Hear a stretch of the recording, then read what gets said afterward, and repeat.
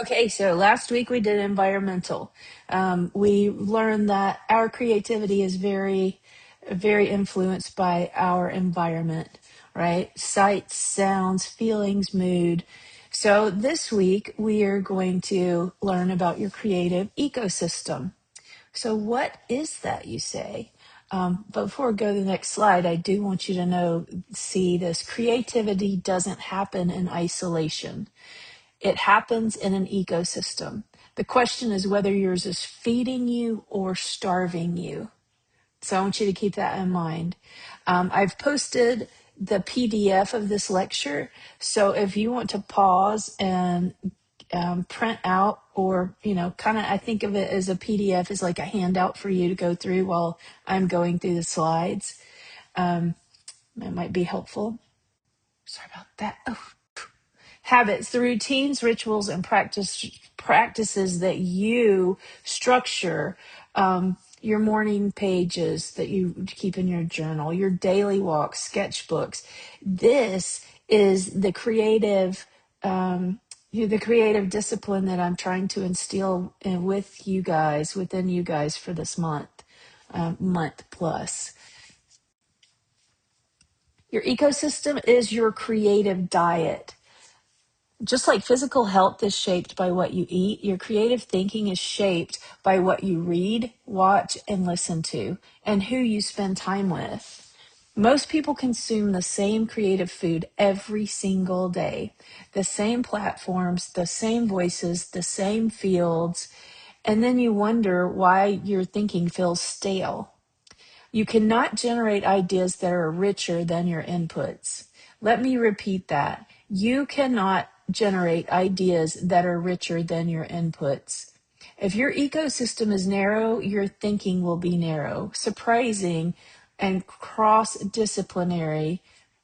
So if you are, work on that, your ideas will be better.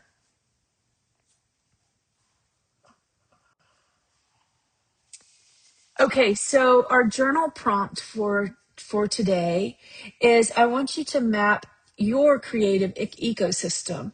Um, Simplify. Who are the five biggest influences on how you think?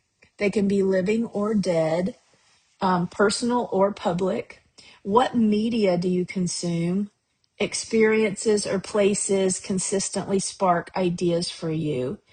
Now look at the list honestly, and think of how it drives you. How diverse is it really? Are all your influences from the same field, same culture, same age group, same worldview? What is completely absent from your creative diet that might change how you think? The absence is usually more revealing than the presence. So I want you guys to have fun with this. There's never any judgment in this classroom. It's a safe space, and I want you to just be honest, and that's the way you're going to learn stuff. So don't worry so much about what format or how many questions or how long should this be or what the just do it. You're just writing and you're creating your ecosystem. And I would set a timer so you continue. As long as you have a timer, you have that deadline, and it's going to keep you on your toes. And a lot of times, and all artists know, that we procrastinate because we don't do our best until right before the deadline. It's not a good tool. It's not a good thing to do, though. So don't do that. After your writing, I would like for you to share one surprising observation about your own ecosystem and what is not there. What is missing from your ecosystem? I put in a prompt, and what I would like for you guys to do is be specific with this prompt. So, don't just go, I don't read books, so I want to read books. I want to know what you want to read. I put in the prompt as an example.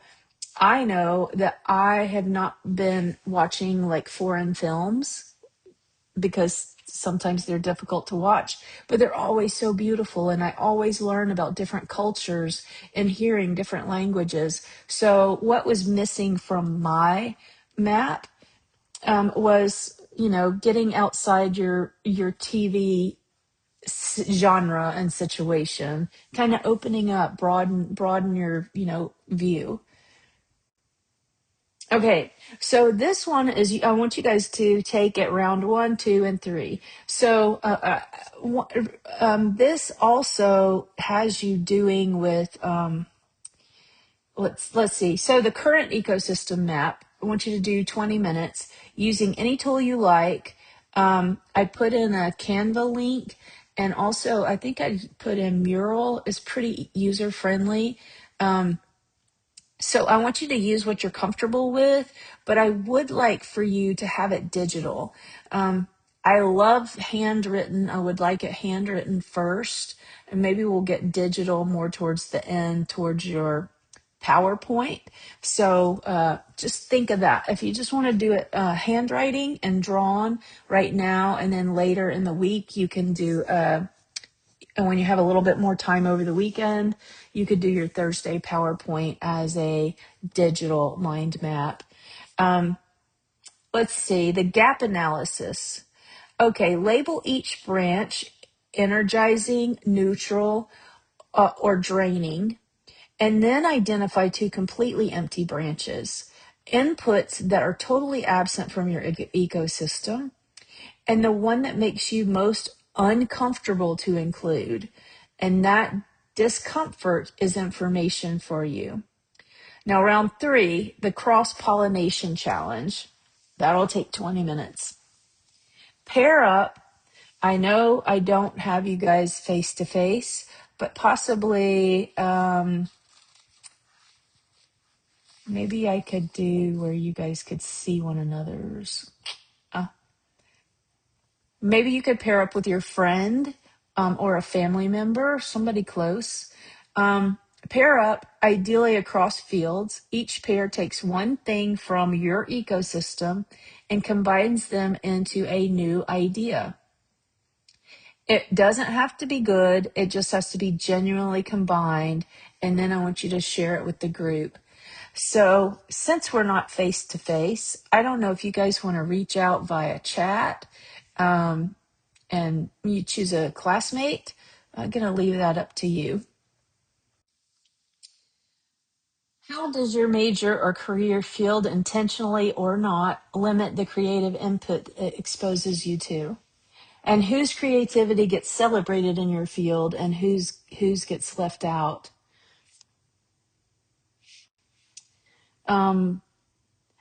Quote, my creative ecosystem, what's feeding me, what's missing, and what I'm going to add.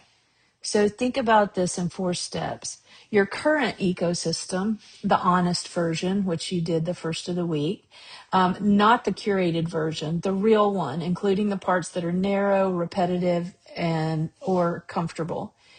What you discovered was missing, the empty branches, the fields, cultures, or perspectives that are completely absent. And 3, the cross-pollination idea from today. The combination you created, however rough, from your input ecosystem meeting someone else's ecosystem. Put it in there.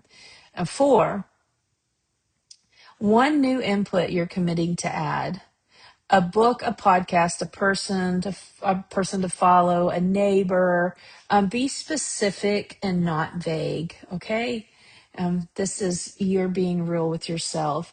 So when you're thinking about your Thursday PowerPoint, all of the work that you do during the week, your notebook's going to be full. You've already done these brain lab exercises, so you will have information to fill that PowerPoint and make it very interesting. So keep that in mind. You cannot generate ideas richer than your inputs. This week, you're not just learning about creativity, you're actively redesigning the conditions that make your creativity possible. And that starts with knowing what's already there. Remember, junk in, junk out. So let's keep it richness in, richness out.